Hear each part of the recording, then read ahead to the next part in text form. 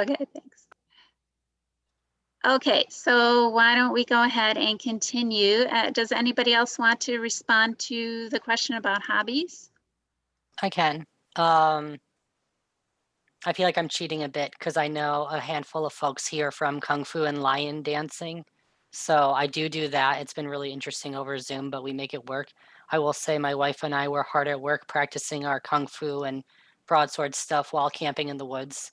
So we got a few looks from the people that were very far away, very properly physically distanced, but we did get some looks about that.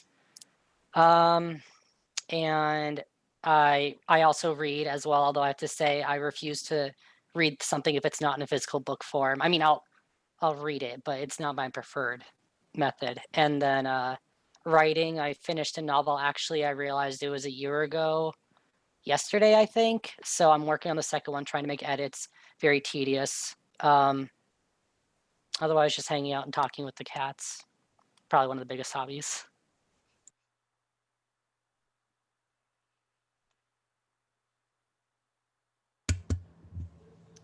Also a big pet fan. During quarantine, I have adopted a puppy, so a lot of the hobby has shifted over to training and everything like that. But I've been shooting archery for about 20 years and like to keep up with that every so often, and also an avid reader. I have been working my way through a list of the greatest queer poets during quarantine and supporting Room of One's Own with buying new books constantly through this time and everything.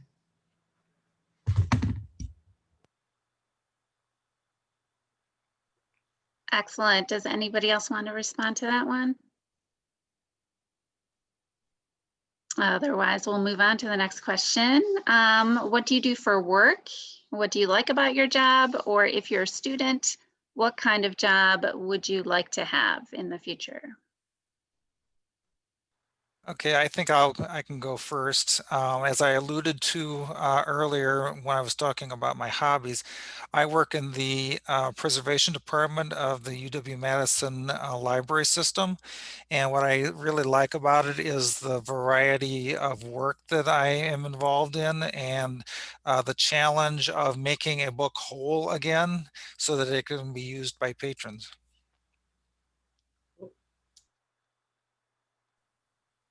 All right, I'll go next. I am actually in my second career, and I kind of fell into it by starting my transition late in life, getting involved with the Madison Area Transgender Association and outreach, but now I'm the transgender health advocate and outreach. And I really enjoy that job. It helps a lot of people.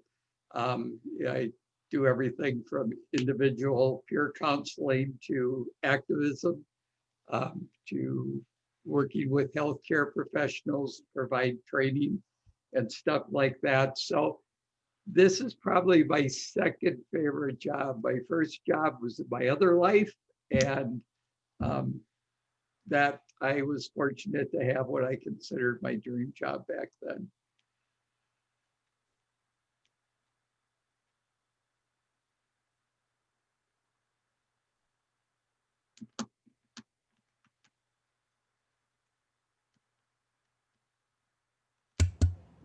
I have a master's degree in international security and am a technical writer full-time. I'm a pastor in a small church southwest of Madison. Sorry, I kind of was off screen. I had to do my Facebook devotions.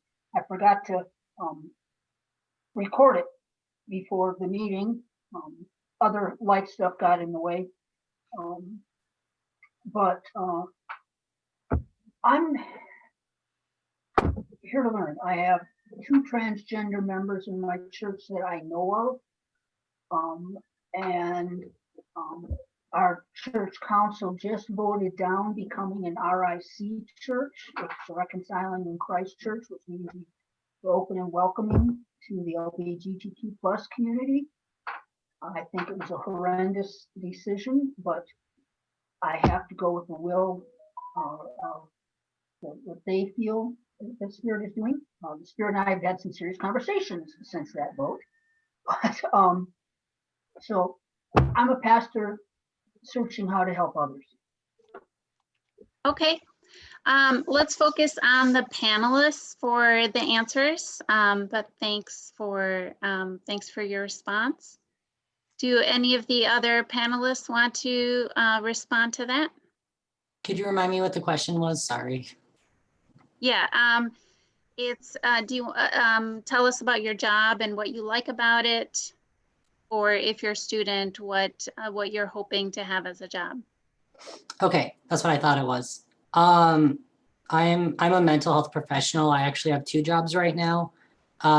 So my full-time job is doing case management and psychosocial rehabilitation at Yahara House here in Madison, which is through Journey Mental Health. And then I also am working part-time right now through BetterHelp as a therapist, doing telehealth-based therapy. So I really do enjoy that. I'm trying to, especially in doing therapy, I'm trying to focus on the LGBT community because I know that the need is there. And there aren't a lot of great resources, even in places like Madison. There are definitely some, like outreach, for example. But I just know that that work is very much needed at this point. I think, well, for everybody right now at this point, honestly. So, yep, that's what I do. Brennan, if you would get a hold of me at outreach sometime when you have a moment, I'd love to talk to you. That would be great. I will do that.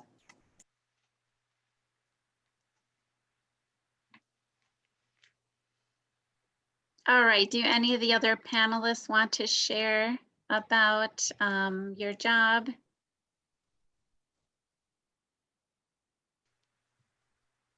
Okay, let's go on. What would you like to share about your family or friends? Ooh, can I go first? Sorry, I feel like I just talked. I'll try not to take up too much time. My wife is also next door, just not on camera. Next door, I mean like right there in my face.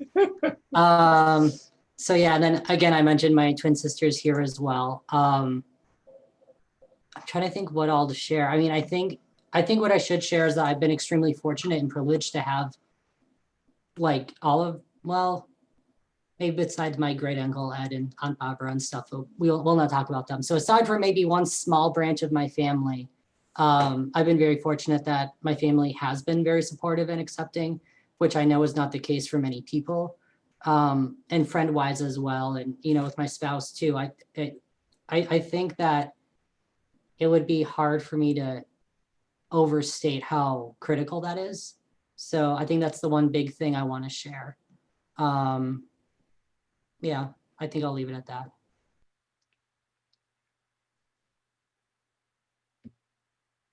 All right, I could go next if that's okay.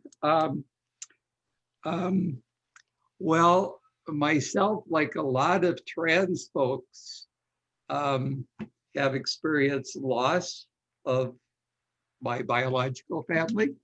When I transitioned, I have been married twice. I have 3 biological children, and I have 3 stepchildren. And 2 of the stepchildren are still in my life. One is not in my life. He just started his own internet company and just went off into another direction. But none of my 3 biological boys will have anything to do with me. And my first wife, that whole side of the family will have nothing to do with me. I have a granddaughter who, when I came out as transgendered and announced it to my family, she was the first one to say, come back with a Facebook message about how proud she was of me, how much courage she thought I was exhibiting, and that we should go shopping. So we did. And she invited me to her wedding, which was a really interesting affair. I brought my girlfriend and we went to the wedding, and my granddaughter has a whole group of LGBT friends, and we were like this little cluster in the middle of, I don't know what, but so we had people to talk to, but it's really hard. So my family has been replaced by my family of choice.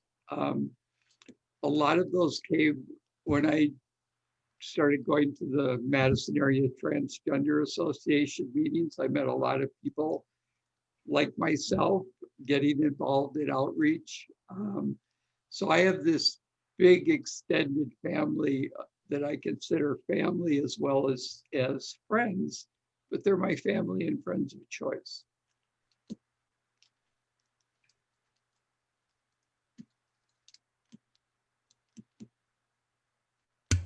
I think there's a lot of jokes online about how LGBT, it's all about the found family.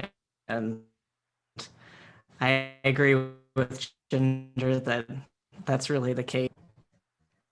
I consider myself of trans people in the US because I didn't have extremely violent family, but I did have a lot of passive aggressive trauma from my family with my particularly my mother sending me photos of pre-transition saying, look how happy we used to be, and you're the one who messed this up and everything like this. But in front of people will act like that's not the case. And will be extremely accepting in front of other people, but be really horrible behind the scenes. And I think that makes it extremely difficult to feel like you're doing the right thing and to keep going forward.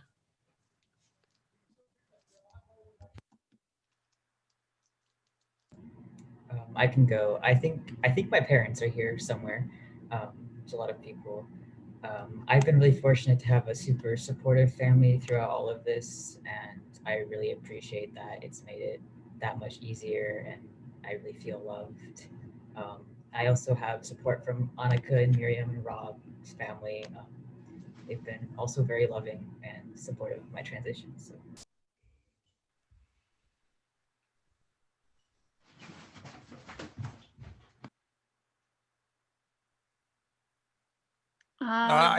Oh, go ahead.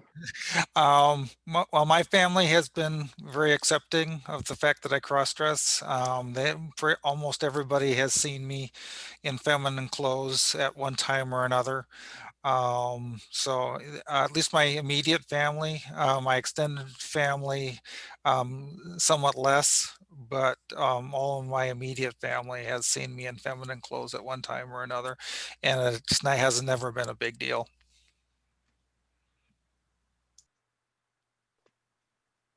Okay, anybody else want to share? I would like to throw a comment in here if I may.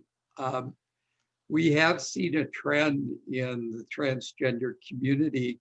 Not only are we seeing younger and younger people coming out, transitioning, being supported by their families, we're seeing a lot more support from families, especially from spouses of, that have been in a relationship for a long time, and their spouse comes and says, well, I'm really this or I'm really that, I'm going to transition.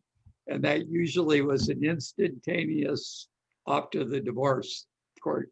But we're seeing more and more partners learning and sticking with their partners during transition. And it's hard. I actually want to bounce off of that comment because you reminded me of something, Ginger, when I was first starting to transition in 2012, and I was just together with my wife for maybe 2 to 3 years, maybe by that point.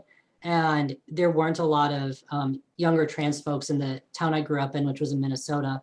And one of the trans elders there told me that essentially he hoped my relationship worked out, but by and large, anyone who transitions is not going to be able to maintain a relationship. And this was back again in 2012. This was not that long ago. So I've also noticed that trend as well that Ginger was mentioning, that there are a lot of spouses, my spouse included, who are like, well, no, this of course isn't like the end. This is just something more to learn and another way to learn how to support the person I love. So that's been also, like I said, it's been indescribably helpful.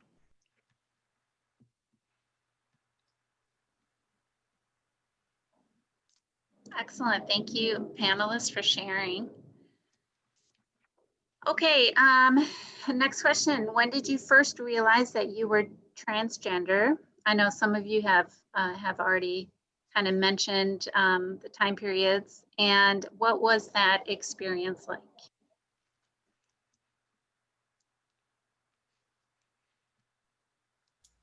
I think I'll go first. Um, I um, I knew that I was interested in feminine clothes all the way back in kindergarten. Um, and However, I also learned fairly early on that a little boy being interested in feminine clothes and things that are feminine was definitely not acceptable. And I learned that I had to keep my interest in feminine clothes a secret, as well as my somewhat effeminate mannerisms. So I hid as much as I could things that would give away my interest in things feminine. Um, I wasn't terribly successful at hiding a lot of that, but I did the best that I could. I eventually found the word, learned that there was a word transvestite that described what I was feeling. So I knew that there were other people in the world that were like me, but that still didn't mean, still meant that but I still couldn't express myself the way that I wanted to, which was really depressing. And it wasn't until I was 33 years old that I started buying my own feminine wardrobe. And I came out at work when I was 34. And as I mentioned earlier in the discussion, I will be turning 54 in a couple of weeks. So I've been out I've been an out male crossdresser for 20 years, which is in some respects is a really, really long time, considering that that's closing in on almost half my life that I've been out.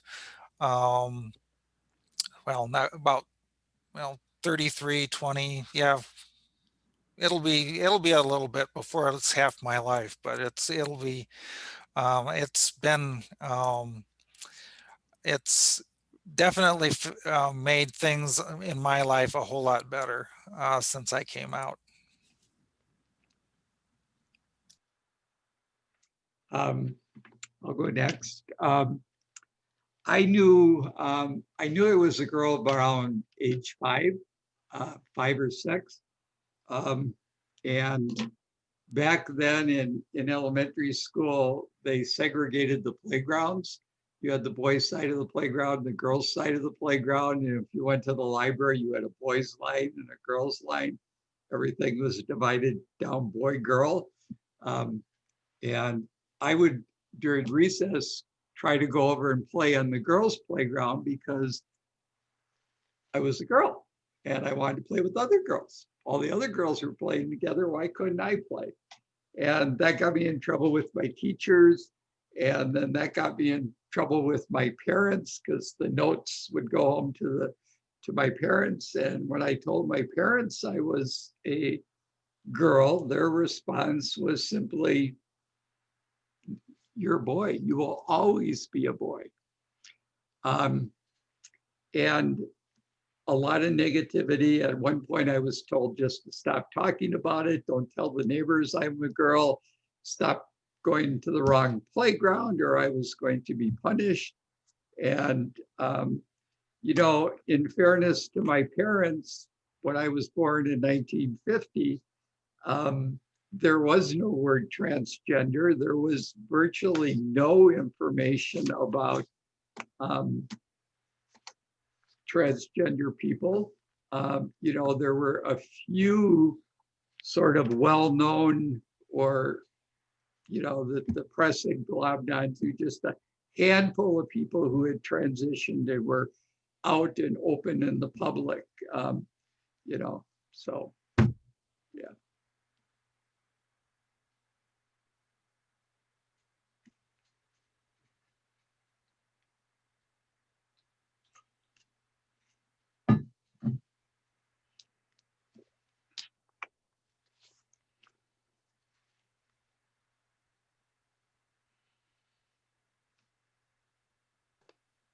Okay, do any of the other panelists want to share about their coming out experience? Sorry, I can. I was seeing if someone else wanted to talk. So I think that for me, at least, I feel like, I mean, there is no traditional trans narrative for one thing, so that's a pretty common misconception. But I think if we were to pretend like there was, I definitely don't think I would have fit that anyways, because growing up as a twin, presumably as an identical twin, we don't know for sure, but we just say we are, and that's that now. So you can't convince us otherwise. But so growing up as a twin, you know, I was always doing things together with my sister, and so I never, or I shouldn't say never, but it was much harder for me to kind of be my own as an individual, especially when I was really little, because the idea was there's always someone there who's a reflection of myself, I guess. And having, like, I don't know what it's like to not have that. So for me, it was always like, well, of course I'm a girl because my sister's a girl, obviously, and we're twins. So of course. So like these things didn't occur to me, and to take matters further, I'm non-binary. I don't identify as a trans man or anything like that. And there wasn't language for that. It was still very binary. You're either a boy or a girl. And I had a friend come out at the end of high school as a transgender woman. And for me, I was like, okay, well, that's fantastic. Of course, I'll support her, but that's not what I am, because I don't feel like the other gender. So for me, it was something I didn't really have the words for, just that I knew that being a girl never really fit comfortably. And I didn't, to be fair, I didn't try that hard to be a girl, but it still never really worked out well. And then to say I was a boy didn't make sense, because I had no concept of what that meant. So it took me until I was actually in a relationship with my wife, who was at the time my girlfriend, and she would tell people, yeah, I told people you're my girlfriend. I was like, oh, that's really sweet, but I don't feel like your girlfriend. And I'm like, it's not that I don't want to be with you, it's just I don't feel like a girlfriend. So it took me, I think, another year after that, when I was studying in Germany, because they don't believe in homework there. So I actually had the time to like look through the internet and look things up. And I see you laughing, Miriam. So I had this free time, so I was able to look at things and say, okay, like, let me make sure, do I really not like women's clothing, and going to the German clothes stores? Yep, definitely don't like them. So like just kind of really like sorting out what I did feel, and try to find the words for that. And thankfully non-binary did eventually come up at some point in my searchings. But yeah, so I only really started like socially and medically transitioning again, like I said, back in 2012. So, and that's a continual process. I still don't think it's over necessarily, but I'm definitely at a better place than I was back then, for sure.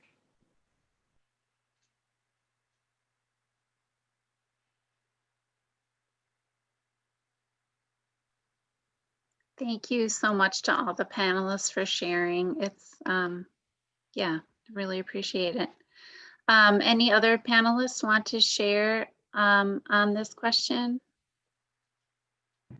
I was having audio problems. What was the question? The question was on your transit, or when did you first realize that you were transgender, and what was that experience like? Very well. So, it was around when I was like 6th, 7th grade-ish. I had just started going into puberty, which, I mean, it's awkward time for anybody, but for me, I just felt like something wasn't right, and okay, next one. that I don't even know how to explain it. It didn't feel, it felt wrong. And I was constantly comparing myself to all of the guys in my class, and it was hard, because I also didn't really know like any terms. I didn't know what I was feeling. I didn't even know there was a word to describe what I was feeling. I didn't know transgender existed, because they didn't teach us that in school. So I felt very confused, and there was a lot of self-hatred for what I was feeling and the way I was looking. And it was a hard time. It was a lot of confusion. And I actually found help in my school's GSA. Was the first place that I learned about anything related to gender identity, and that's where I first heard the word, and that's where I first decided that, yeah, I think I might be trans, and I think I would rather live my life as a boy.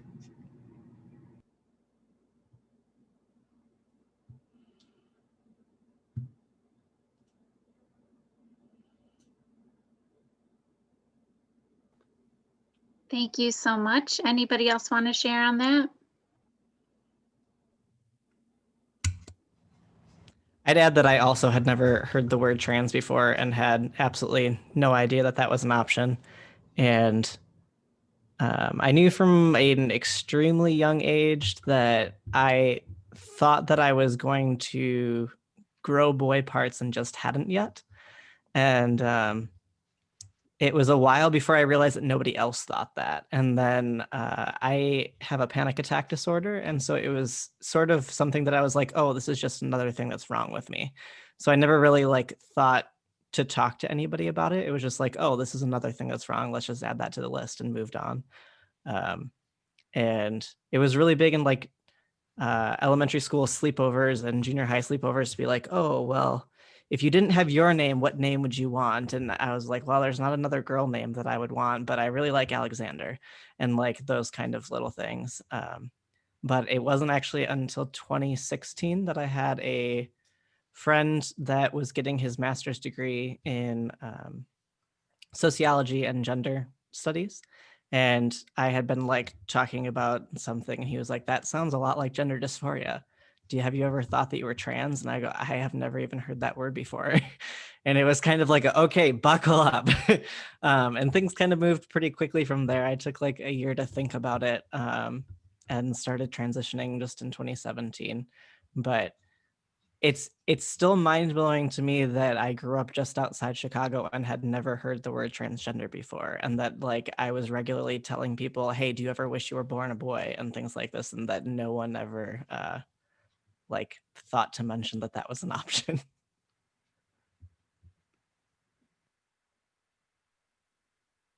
Yeah, that's pretty amazing. All right. Anybody else want to share before we go on to the next question?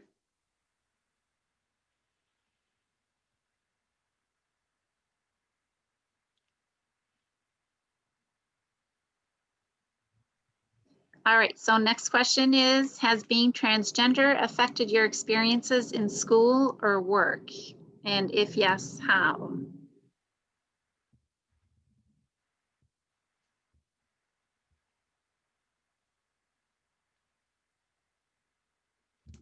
I'll start out. Like I said earlier, I actually have a second career after I transitioned. So for me, I was let go from the job I had previously. I was retired early because I literally had a mental health crisis. And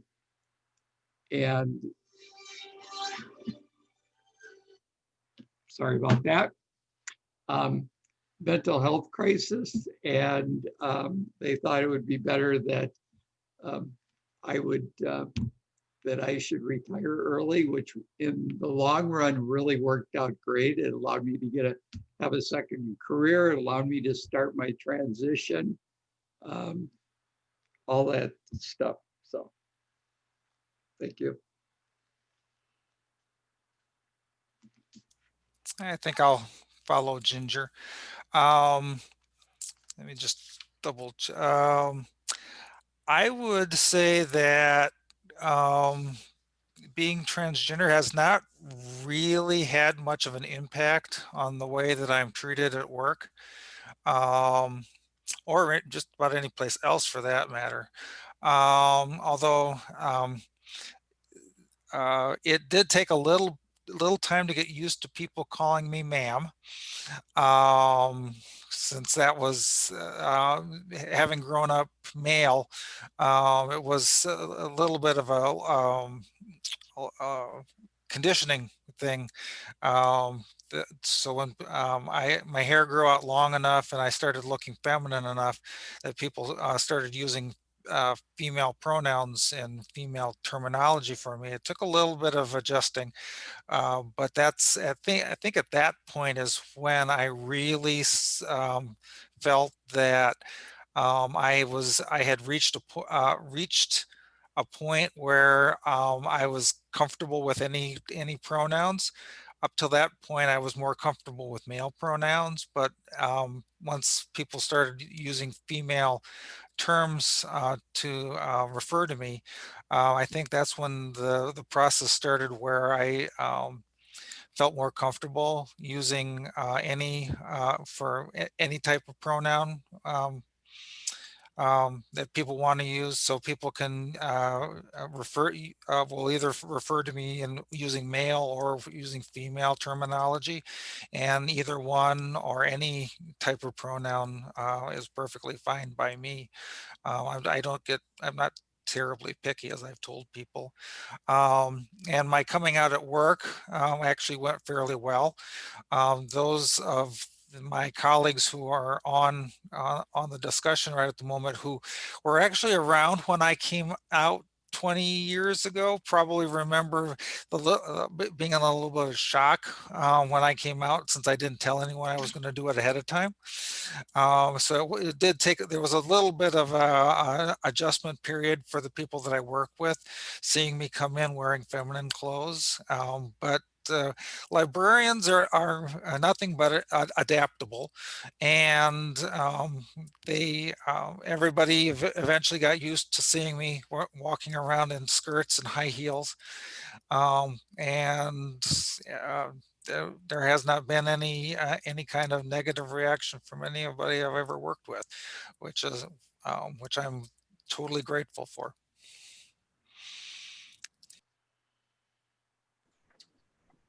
I think for me, I think it partially depends. And so I have to say, because I didn't start transitioning until essentially I was done with college, and then moved to a completely different state, Illinois, and then moved further up north, closer to home, because I couldn't stand being that far south in Urbana.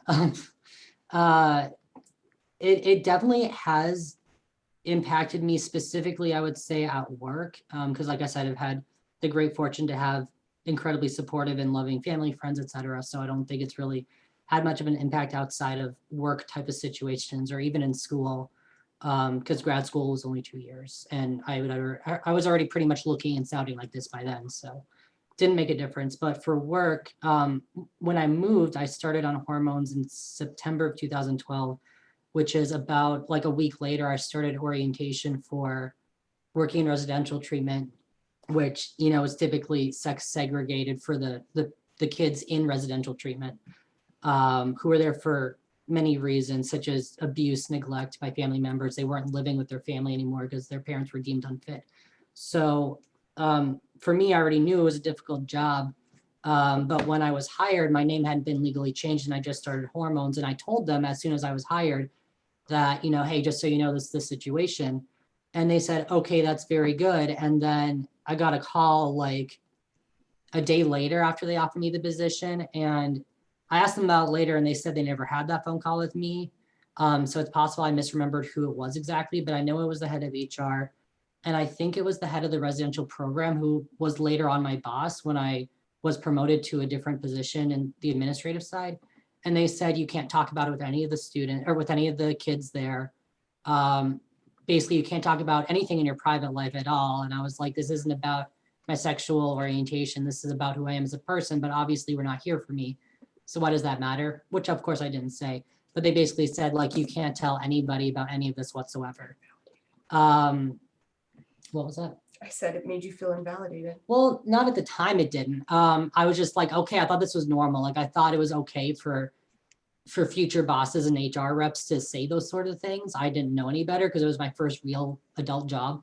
But yeah, so when I started, when I started, I had people at the school that was associated with the residential program say to the kids I was working with, oh, there's no way that's a guy. I just said I was a guy because that was easier. I wasn't, because if I said I was non-binary, well, that was it. I talked about it because people don't understand that. So I was like, oh yeah, I'm a guy, whatever. And so, but we had people at the school telling the kids, there's no way that's a guy. That has to be a girl. There's no way.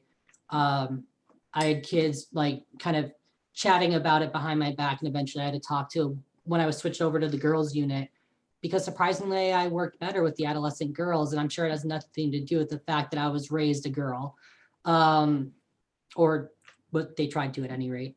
And I had to set them down and be like, look, I understand that maybe this is frustrating for you to hear, and you feel like you need to like defend me or something, but please just don't worry about it. This isn't why you're here. You're here to get through, you know, your residential treatment, and I'll deal with people at the school if I need to. So just kind of things like that. It was not a very conducive environment to being myself in at all. And then where I currently work, full-time at least, I work with an older population, which doesn't mean that they don't understand my pronouns or identity, because some people do and some people do use them, but I've even got staff who just don't use my pronouns, and I've told them, and I have it like in my Zoom, I've been putting in my name now, and my little picture when I'm off screen says they, them pronouns, please. And people still don't seem to get it, no matter how much I tell them. So it's not to say that they treat me any worse, but it definitely, like my wife was saying in the background, it is invalidating to feel like people don't know who you are, despite trying to tell them, which really you shouldn't have to in the first place. So that's just kind of a barrier I've experienced as far as work goes. But generally speaking, outside of work, things are completely fine.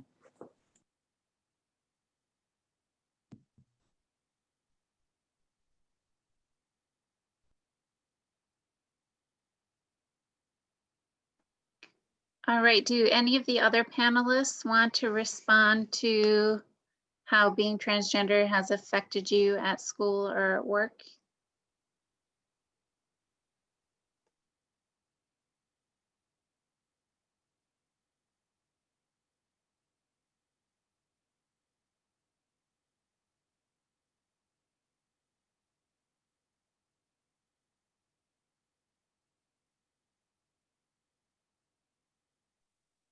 All right, let's go on to the next question then.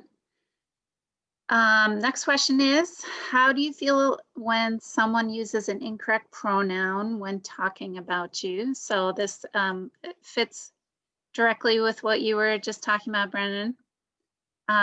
So if anybody else wants to, or if you want to say anything else about that, that'd be great.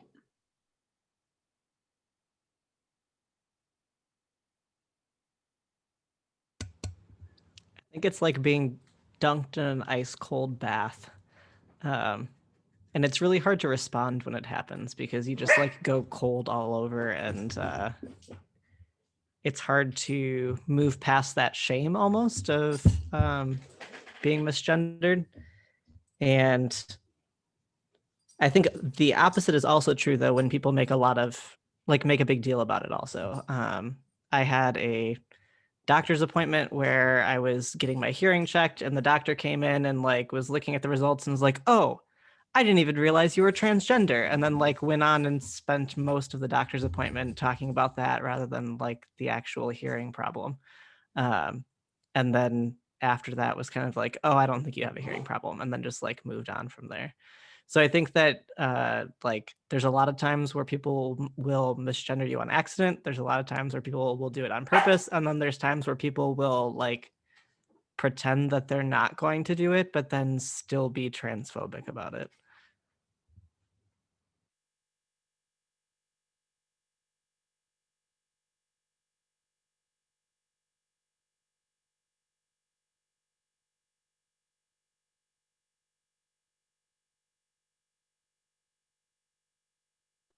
Oops, Ginger, it looks like you're talking, but your mute is on right now. There we go. All right, there we go. Let's try that. Be misgendered or is really hard on some people. You know, transgender people face all kinds of discrimination every day. Their targets were beat up, murdered, all kinds of things. And for someone who is, especially someone who is in early transition, who is just navigating the start of that journey, when somebody, you know, when they're stressed out enough over being transgender and experiencing gender dysphoria and trying to figure out what this whole process is going to look like as they move forward, and someone misgenders them, it could be devastating for that person. You know, we don't think that, you know, that little pronoun thing has that kind of power, but it does. You know, so it is important. You know, for me, I was very sensitive to being misgendered in early transition. And one day I was in Walmart, and this couple was not too far away with me, and had this conversation between the two of them about whether I was a boy or a girl. And they, you know, weren't very nice about that. And I decided then and there that I really didn't care what those people thought. And so when I left that store, I decided I was just going to be myself. And if someone misgendered me, I was going to look at the context of that. You know, are they doing it over and over again to be malicious? Are they doing it on purpose? Are they doing it out of ignorance? Are they open to being corrected? And will they use the proper pronouns down the road? All those things. But it's very hard on some people when you misuse their pronouns.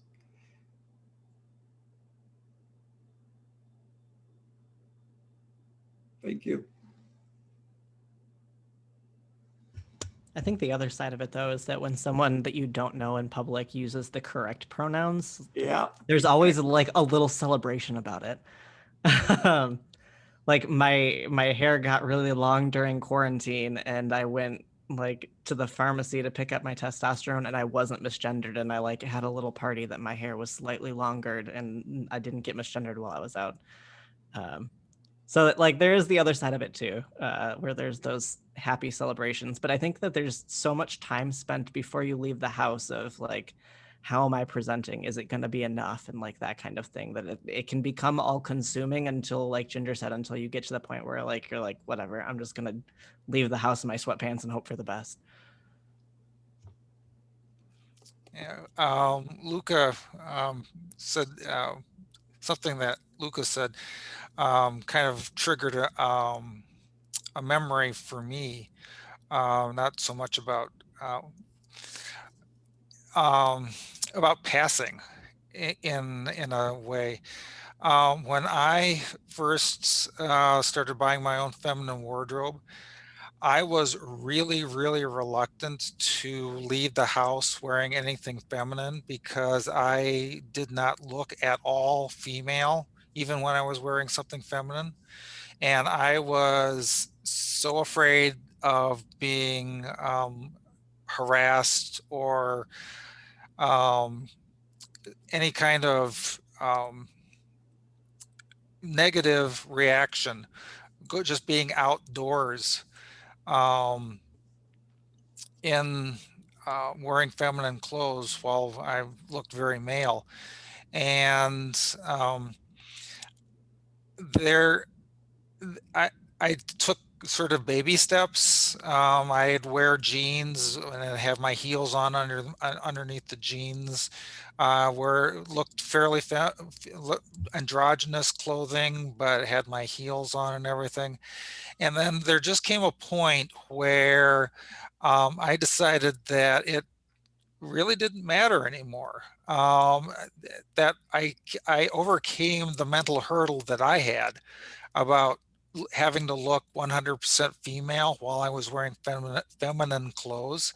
And once I past that mental barrier, I felt a lot more comfortable going out in public wearing feminine clothes, even though there was no possible way that anyone would actually see me as being female. In fact, that I had no intention of actually looking at all female while I was wearing feminine clothes out in public. And then sort of I procrastinated getting my hair cut. It wasn't intentional. I just kept putting off and putting off and putting off getting my hair cut. And the longer I spent before I got my hair cut, the longer, of course, the longer it got. And before I knew it was down to my shoulders.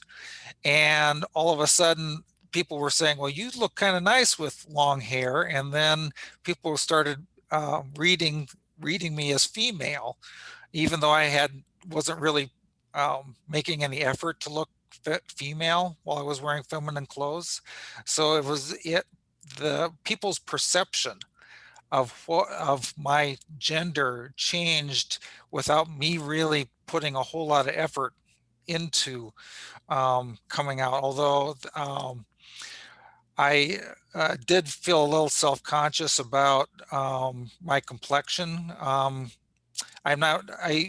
Before the quarantine and the pandemic and everything, I'd wear makeup quite frequently when I was out in public. Now that I have to wear a mask every time I go outside, putting on makeup would just not work wearing a mask, because I end up smearing my makeup, and the inside of my mask would be all covered with makeup, and it just wouldn't work. But I did look fairly feminine and fairly female, which is where people started using more feminine terminology when they were referring to me. So that getting past that mental hurdle all those years ago sort of gave me another, I guess, perspective on things. I didn't intentionally try to pass, but I passed anyway.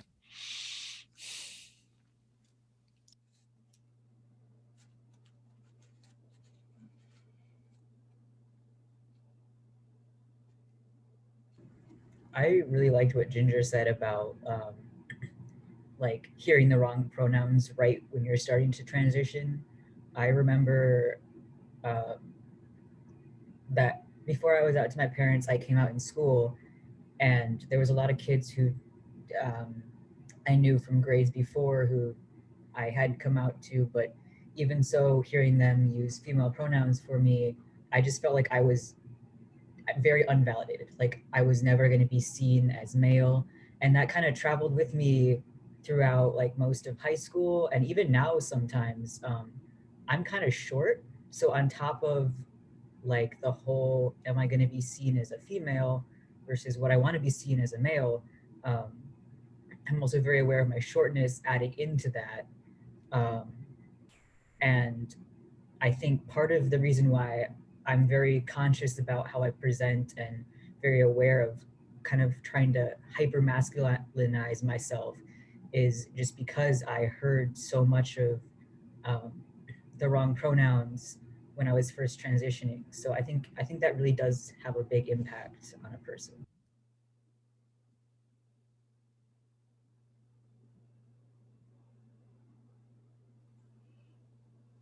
All right. Any other panelists want to share about pronouns and being misgendered? Okay, let's move on to the next question. And that is, why is it inappropriate for people to use the name that you were given before your transition?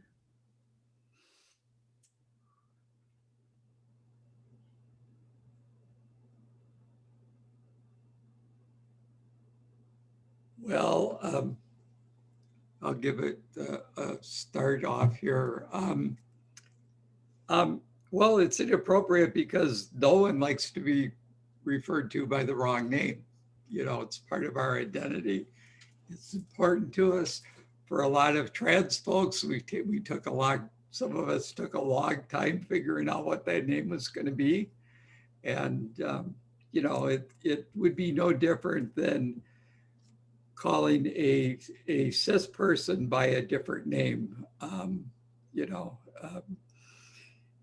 and if it's done, you know, there are people out there that will use a trans person's dead name because they think that's okay. An example would be my ex-mother-in-law from my first marriage, who has flat out told me to my face that she will never refer to me as Ginger. She will always use my dead name. And I just told her we're not having any conversations from here on out, you know.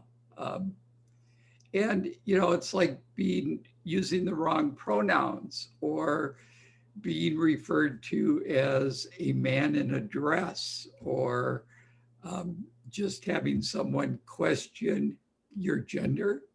You know, cisgender people never really have to, you know, experience that. If you're cisgendered, you probably never experienced, you know, someone misgendering you or somebody using the wrong name with you. And it would be just disrespectful if, say, any person decided for whatever reason, maybe they're a performer or whatever, and wanted to legally change their name, you know. And the rub here comes in is that time between when you start transitioning, you pick the name to go with the gender you're transitioning to, and then there is this long period of time before you legally change your name. It's expensive to change your name. It's a lot of work. You have to go to court. You know, you have to fill out all this paperwork. There's fees involved. And for a lot of trans people, they can't afford those fees. And we have a program at Outreach through the Madison Area Transgender Association where we give small $250 grants to people who want to change their name, and then we help them change their name. So, yeah. Ginger, you might want, for those that are listening in, you might want to define what cisgender means, because some people may not know what the term cisgender. Okay, so there is transgender, there is non-binary, there is agender. Under the transgender umbrella are all these terms. So somewhere along the line, we had to figure out what to call the rest of you. And so the term cisgendered was coined, and it was coined for two reasons. One was that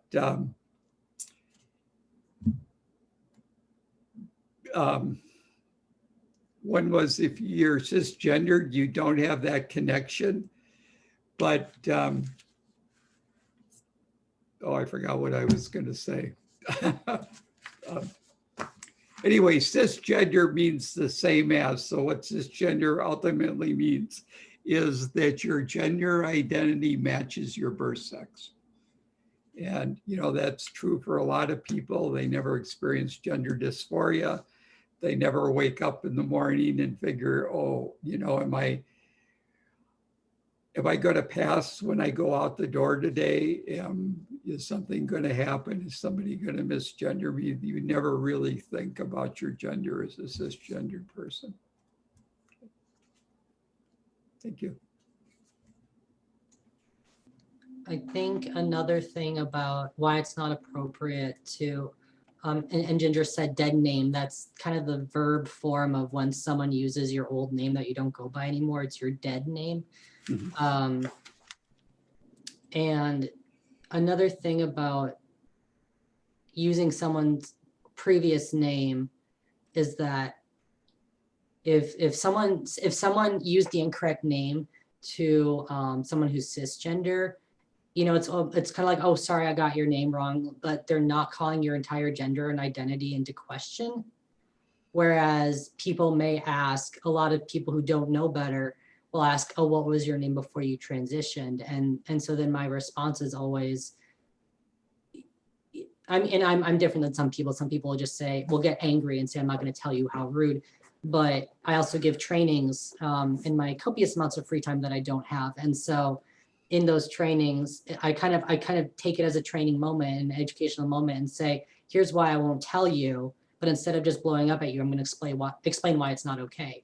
And so really it's information they don't need. Like unless A, you knew me before I transitioned, or B, I'm close enough to you that I feel comfortable sharing that very privileged piece of information with you, that it doesn't play into who I am as a human being, like currently. So there's no reason to know it, and then there's no reason to use it. But I do really think the big reason why it's not appropriate is because a lot of times when I've seen people do it, it's because they're explicitly trying to invalidate the person's identity.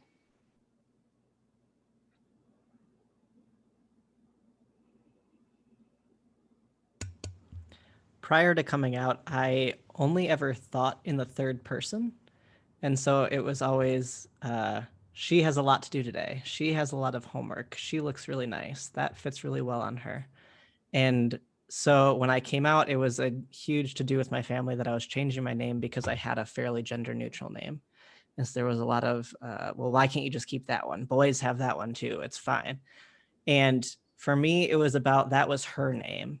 And so it was like my way of respecting and preserving her. And so I don't use dead name. I know a lot of people do, but for me, it's like, that's her name. It just never was my name. And I'm leaving it with her and respecting her. And this is my name.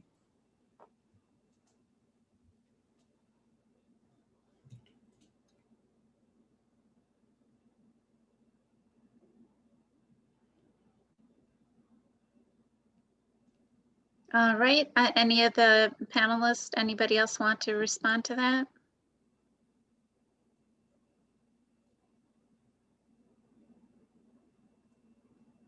If not, we'll go on to the next question.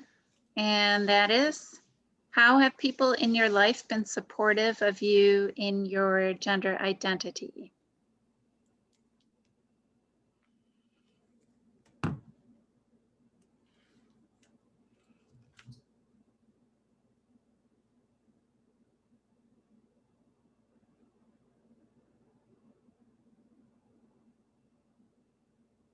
Okay, I can't wait any longer. I'm waiting for the music to start. Yeah, from Jeopardy. I have people in my life that have been really supportive. My current girlfriend is amazingly supportive. You know, never batted an eye that I was transgendered, and maybe even that was an attraction for her. But, you know, and my family of choice has always been really supportive. And I know that if something happens, I have someone I can reach out to, just like real family, and have them come and help me. So then they've been supportive in a lot of ways, just, you know, recognizing me for who I am, you know, and not misgendering me or not using the wrong pronouns, and, you know, sticking by me and such. So thank you.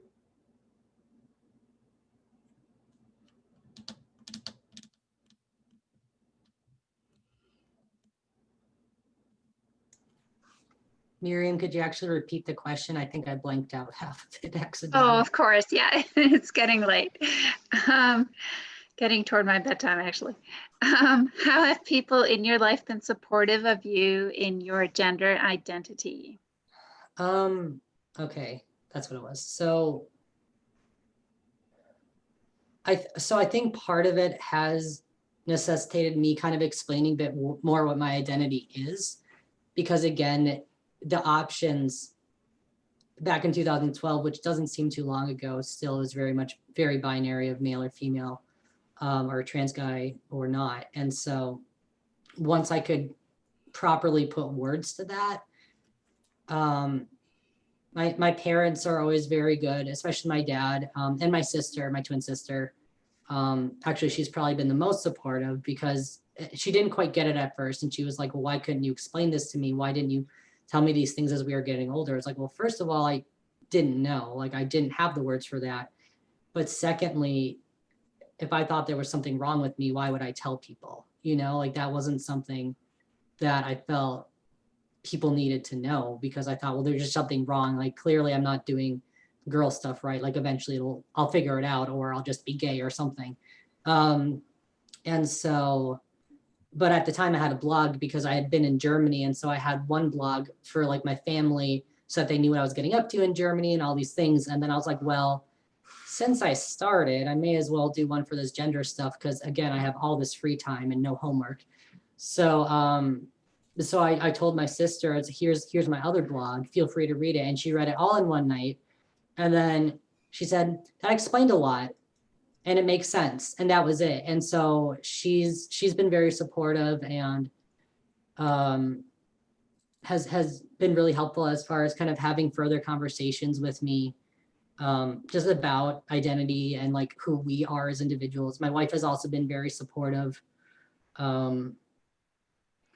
which again was hugely helpful when all the messaging I was getting was saying that if you're transgender, you can't be expected to have a long-term supportive relationship because the person you're with is going to leave you if you decide to transition, which did not happen. And we just celebrated our 2nd anniversary of being married. Was that yesterday already? Oh yeah, but we've been together 11 years. So take that, whoever said that.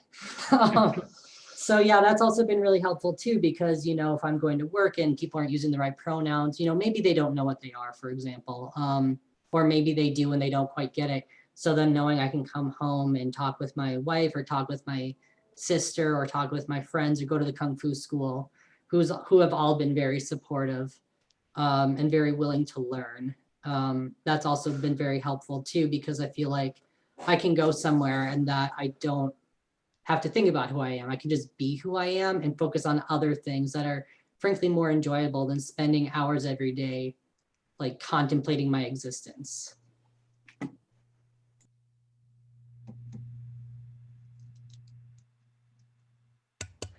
I have a 17-year-old niece, and it's always my favorite coming out story was coming out to her, because I didn't come out to my family before I started testosterone, except for to my older sister.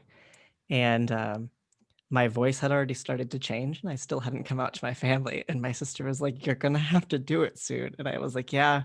My boss at work keeps asking if I have a cold, and I just keep like going with it. And it's been 3 months of this. And my niece was there, and she goes, "Oh, you don't have a cold? I thought that you did." And I said, "No, I'm just a boy." And I walked away. And she stood there for like a solid 15 seconds and then goes, "Oh, okay. Do you have a different name then?" And just like moved forward and updated my name in her cell phone. And like there was nothing more to it at all.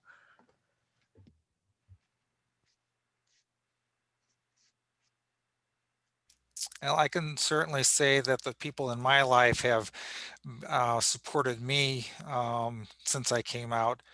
Um, as I said, all of my immediate family knows. I have a feeling that there are members of my extended family that probably suspect that, although I've never really told them point blank that I identify as a male crossdresser. Um, but and then of course everybody that I work with takes it in stride. In fact, there are some people that I work with that are more surprised when they see me walking down the hall in jeans and tennis shoes than if they see me walking down the hall in a skirt and high heels. So um, and, in fact, there have been a couple of occasions where someone that work with on a regular basis will ask, ask me if something is, if I'm doing something different when she sees me walking down the hall in tennis shoes and jeans. And I usually have to tell her, well, actually, I'm working with something that's really grimy and gross today, and I don't want to get my uh, skirt and heels messy by working with what I'm going to be working with. Although there have been a few times when I didn't know that I was going to be working with something messy and gross, and I wore a skirt and heels to work. So I've had to be a little creative in how I handle that sort of situation. There's been more than one occasion where I've been wearing a dress or a skirt and high heels, and we end up with a water leak in the library, and I've had to deal with that while wearing high heels. Can get a or I've had to change, and I keep a pair of sneakers underneath my desk. So if it comes to it, I've got something flat that I can change into. But other than, in fact, as far as support goes, there's that. I've actually gone shopping with one of my coworkers on a three occasions, and we have a great time going out and doing shopping for clothes or for boots or whatever. I've gotten quite a bit of great support from the people that I work with.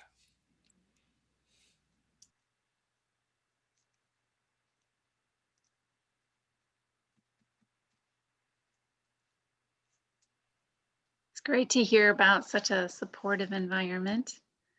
Any of the other panelists want to respond to that? How people in your life have been supportive of your gender identity?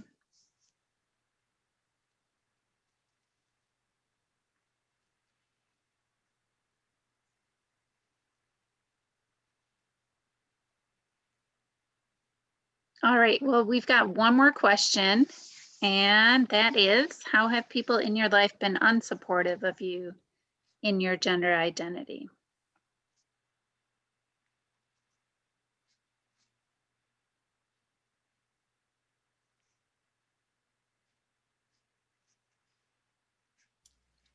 Well, I really don't have a. It wasn't somebody in directly related or in direct contact with me that was unsupportive, but it kind of feeds back into the how supportive my workplace is. This happened about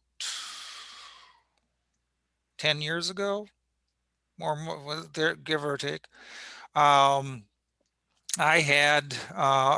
was I wasn't really femmed in my attire, but I was definitely feminine enough. And a patron in the library saw me. Um, just was walking down the hall, and this patron saw me. And I later found out that this patron had a very strong negative feeling about the way that I was dressed, and was very vociferous about it to the others, to other staff in the library. And the patron was um, uh, dealt with by the other staff. And then when I heard about the interaction this patron had with the other staff, they let me know that this had happened, and reiterated that they had I had all sorts of support if I needed it. Since I had not interacted directly with this patron, I only very vaguely remembered seeing them in the hallway. But so that's pretty much the strongest negative reaction I've had to my attire, but it just reinforced how supportive the staff of the library are of me and my choice of clothes.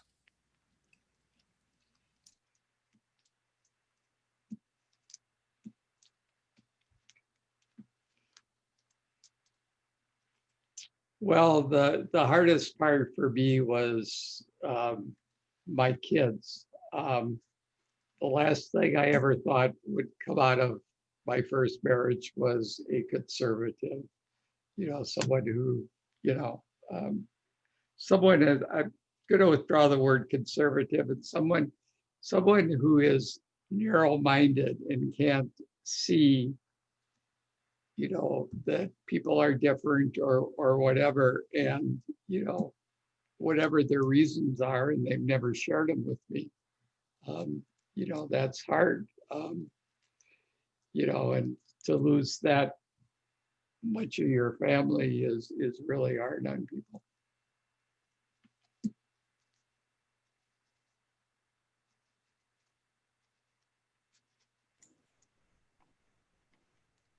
I'm trying to think.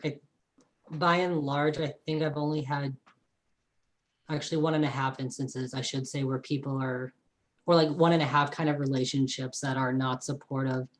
And the half is the oldest of my 2 younger brothers, who's got some significant cognitive and other disabilities. And so when I tried to explain that I was transgender, and so I'd be changing my name and I'd be taking medication for whatever was going on, he didn't really get it.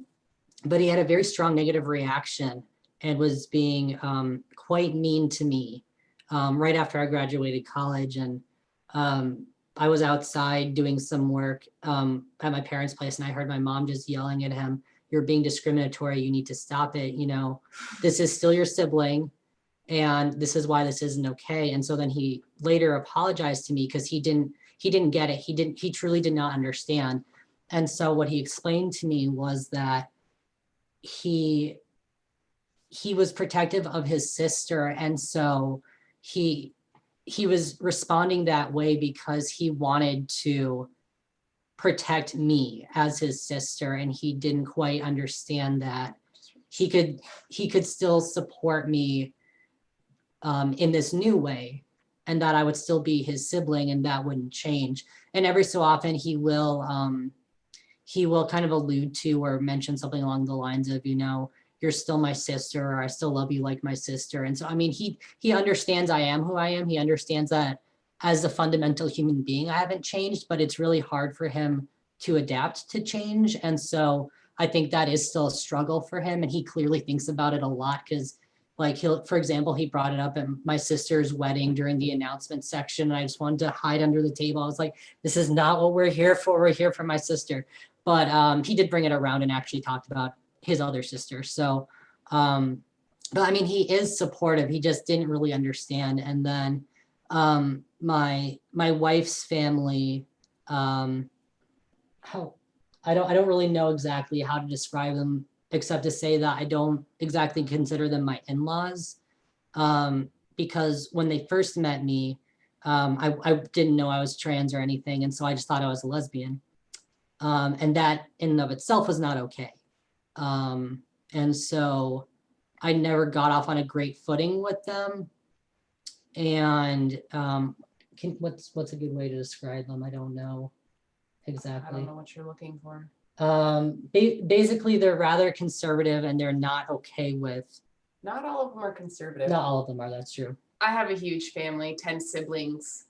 It's a lot of people. Some are supportive and others are not. My parents didn't go to our wedding, for example.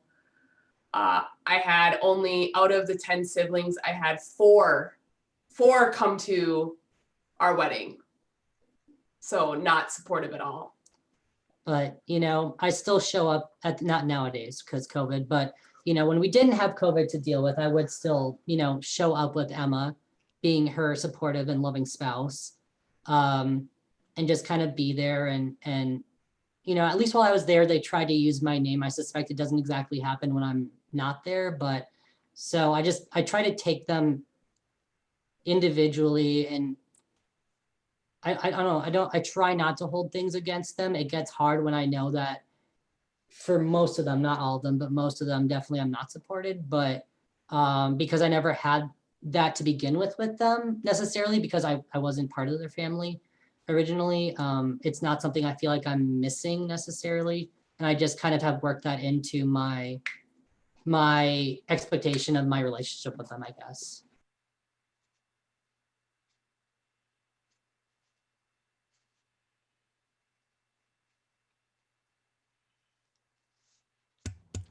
I lost most of my family, I would say. I still have a relationship with my oldest sister and her daughter, my niece that I was talking about earlier. But I think that the hardest for me to lose was my best friend of 25 years. And she was engaged to someone extremely religious who had been making her cut out all of her gay friends. And so when I came out, it was just kind of a suddenly stop talking and never heard from her again. And that I think was definitely the hardest one.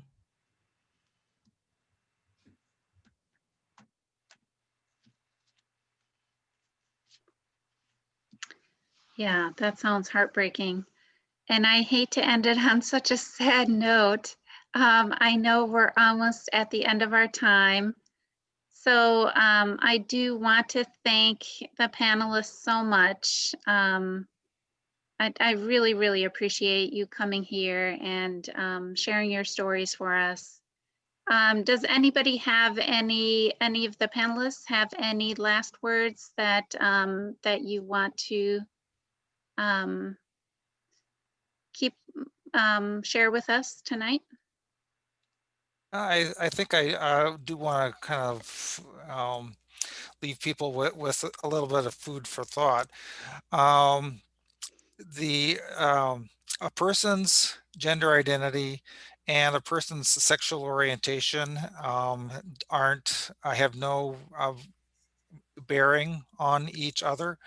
When a person transitions, they don't necessarily, their sexual orientation doesn't necessarily change. Um, and the way the person dresses doesn't necessarily indicate how what their sexual orientation is. When I started on Outreach's Speakers Bureau, I would identify myself as my name is Wayne and I'm a crossdresser. It wasn't until maybe a couple, 3 years in when one of the other panelists said that he got a um, felt the need to out me as being heterosexual because there were probably a number of people in the audiences that we were talking to that because I was dressed femininely thought that I was gay. And so I started introducing myself as a heterosexual crossdresser just to make sure that everyone knew that despite the fact that I wear feminine clothes, I am attracted to women.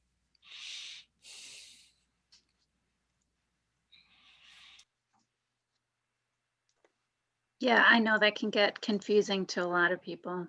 Thanks. Anybody else on the panel want to give any last words? Sure. First of all, I want to thank you all for attending this. This is an awesome group. I just to have so many people show up for this is really great. Just a little note on going to jump back to pronouns very quickly here for a second. And if you don't know someone's pronouns, and we used to have all these tells like the hair, clothing, tone of voice, length of your eyelashes. I mean, all kinds of these things that we have been told since really early on in our lives that these things go with girls and these things go with boys. And that's no longer the case. So you might often find yourself in a position where you don't know somebody's pronouns or how they identify, and there may be a question to that. And all you need to do is ask and respect what that person tells you is their gender identity and their pronoun, even if you don't understand that. If like you don't understand what agender or non-binary or some of the other ones mean, or even what it means to be a trans woman or a trans man, you still need to respect what they're telling you, that this is how they identify and these are the pronouns. And the way I usually do this is if I don't know someone's gender identity or pronouns, I just introduce myself. Hi, I'm Ginger. My pronouns are she, her, and hers. what pronouns do you use or how do you identify? And it kind of breaks the ice. So again, thank you all for being here. I agree what Ginger said. Thank you so much for letting us come and talk to you guys.